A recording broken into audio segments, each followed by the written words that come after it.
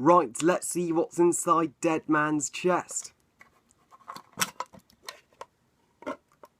Davy Jones's heart.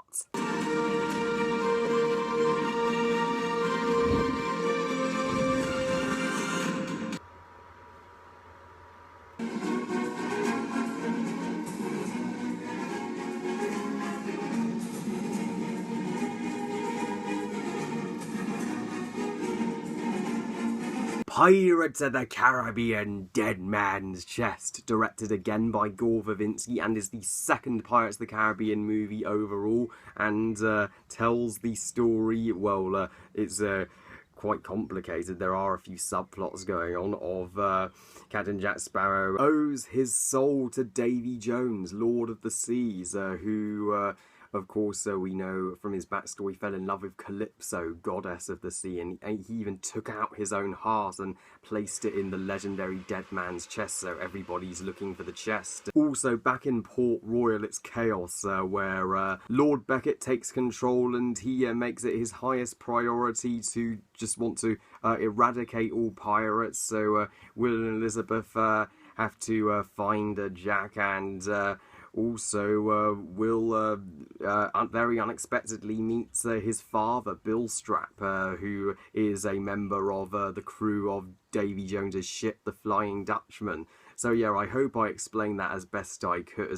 Rewatching the Pirates movies for the fifth film, Dead Men Tell No Tales, I am well aware that Pirates of the Caribbean is one of those franchises where everybody just loves the first film, but the sequels... not so much. I mean, when you look at the Rotten Tomatoes for Curse of the Black Pearl and Dead Man's Chest, the first film has a good 79%, whereas the second one has a much lower 54%. People have an act for just hating and bashing the pirate sequels, but not everyone.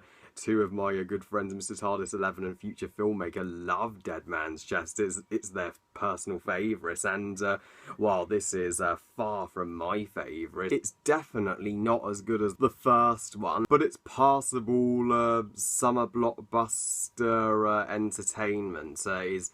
This is how I have always seen Dead Man's Chest, just a decent sequel to a fantastic first film, a disappointment for sure, but the biggest compliment I can give it is that it's not the worst. We'll get to that one in the next review. This is going to be kind of a mixed review, so let's tackle the positives first. Johnny Depp is always utterly brilliant as Captain Jack Sparrow. He is still the biggest and best performance in these films. He hasn't lost any of his mojo from the first. Keira Knightley and Orlando Bloom are still the weakest performances of the cast, and are just in this franchise to, of course, look hot, to get butts in seats.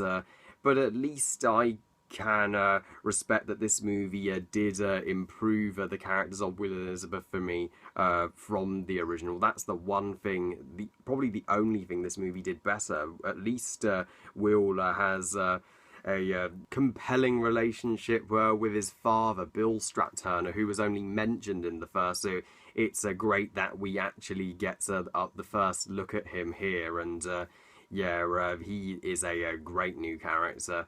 And at least Elizabeth is not such of a damsel in distress in this movie. She's more a badass. At least she could fight, although she does do one horrible thing later on, which I will get to in a minute. Even Norrington has an interesting storyline where after he lost Elizabeth to Will in the last film, he is now a drunk in Troll's Law and really wants to regain his honour. But of course...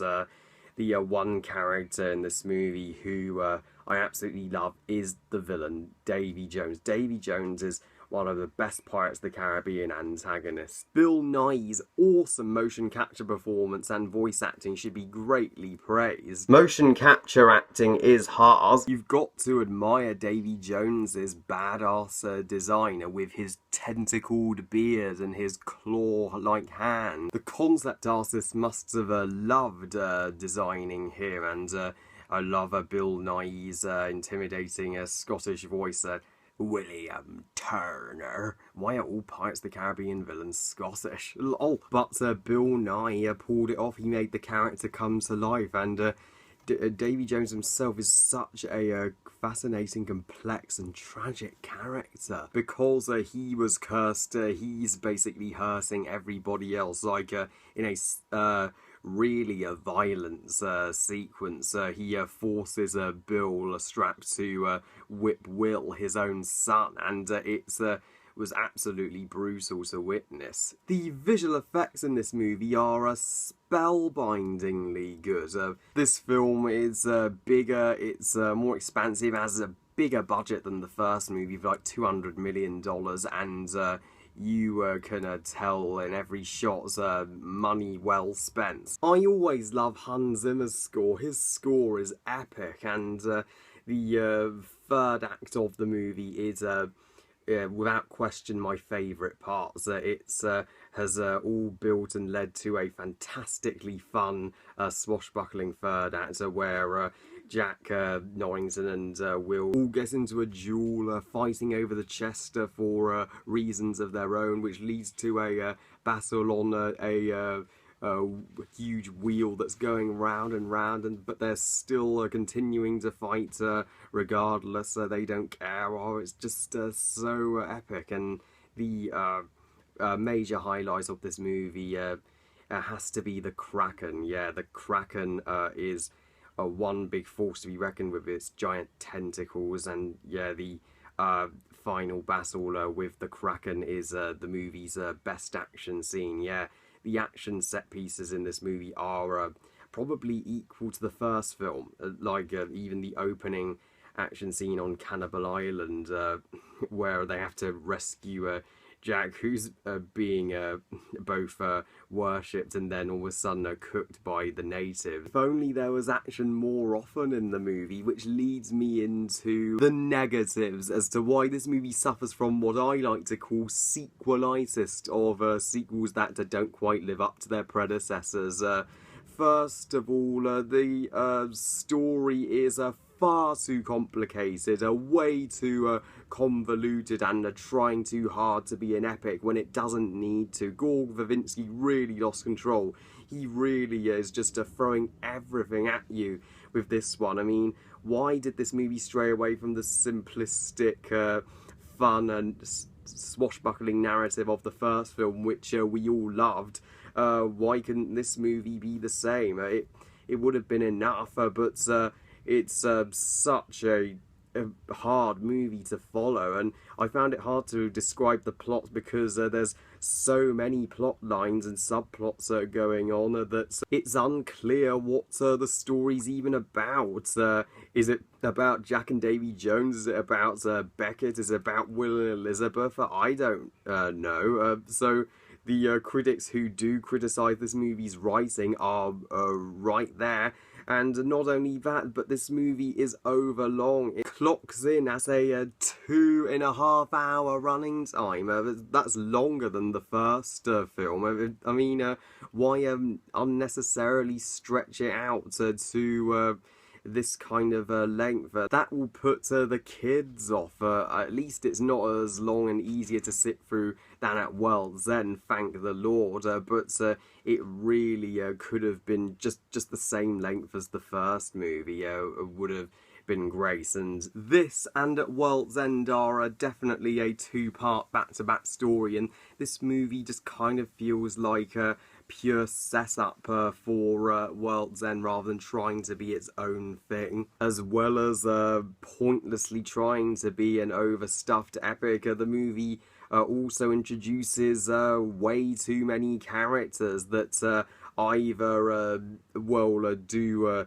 so little or just or feel forced into the movie, like the Black Pearl crew from the first film. They return and all reprise their roles in this movie for absolutely no reason.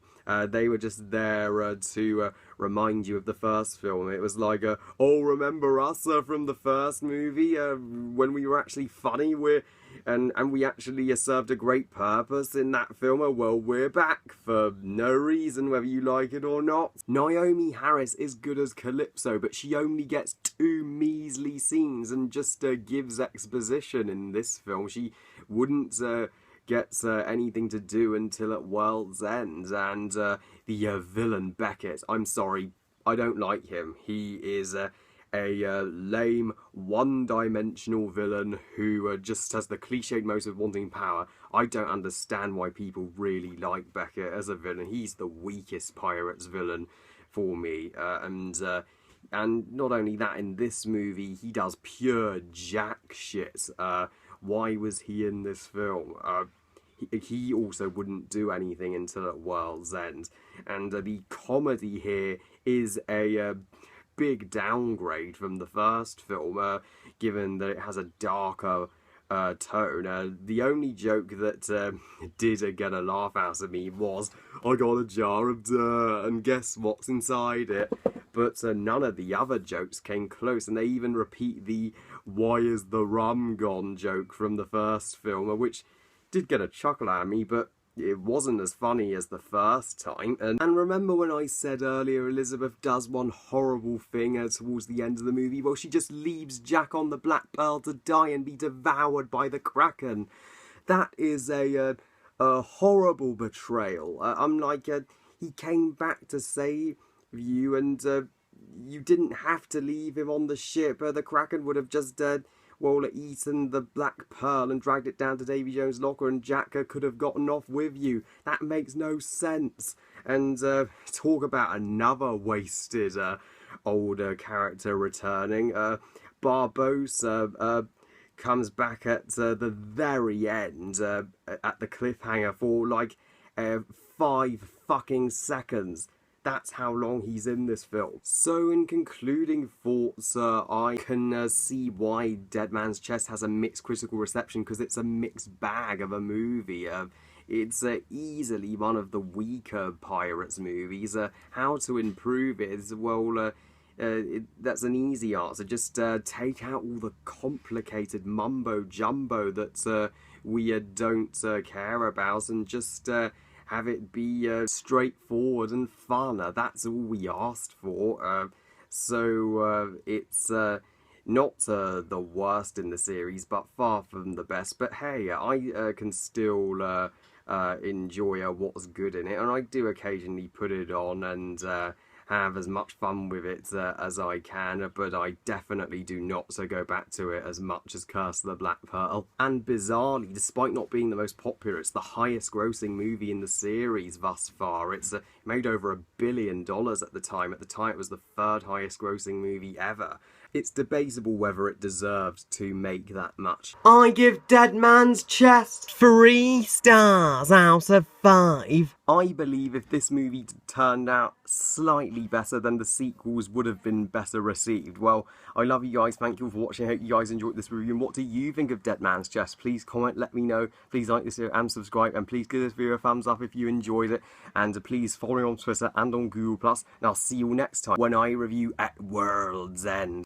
Oh god, I'm gonna need a lot of bathroom breaks and coffee breaks to sit through that one. I'll see you then. Bye, guys.